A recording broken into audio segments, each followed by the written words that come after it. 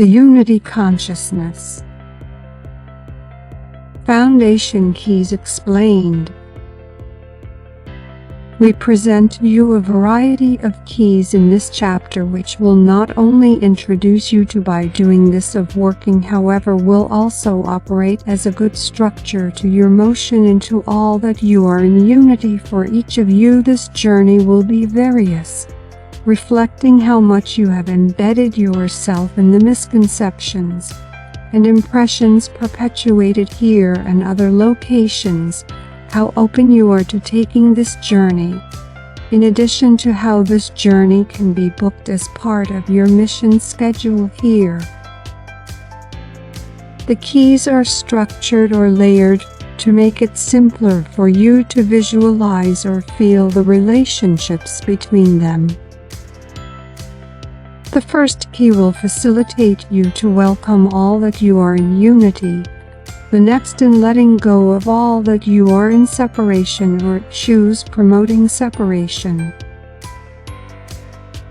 For the problems of separation, we provide not one, however 3 secrets for you to deal with, each covering a private and recognizable sub-area of separation or misalignment.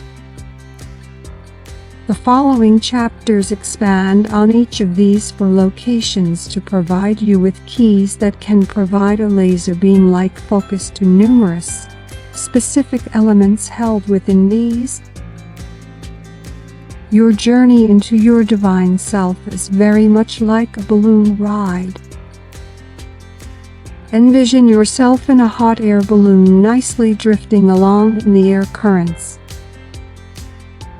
Now if you wish to go higher, you have a choice of tossing out some sandbags. These represent all that is holding you back. Your attachments, your worries, your unacknowledged dark side, or you can pull on the guess cord. This represents you moving into and accepting your higher aspects, greater energies, and so on. It is true to state that the balloon cannot achieve the best height without resolving both of these elements, and this is likewise true of anybody wanting to move totally into their divine nature. To move fully into divine union requires that you take a well-balanced method and deal with both of these locations. Some then work with their dark areas too seriously and intently without at times working to raise their energies straight. On the other hand, it is also real that lots of think that keeping themselves transfixed on the light will enable them to avoid all the untidy bits when this is not so. A well-balanced line is to work favorably on your negative areas in addition to positively on your positive locations. I know this as I was originally very ingrained in the unfavorable and needed to focus really strongly on this area to get up to speed. For this reason, you will see that these locations are very adequately covered within this course. It took me over a year to stop examining my shoulder all the time and to work from a much more balanced point of view. So, in the following sections we present these 4 keys for you to work with. Please use them with focus and intent.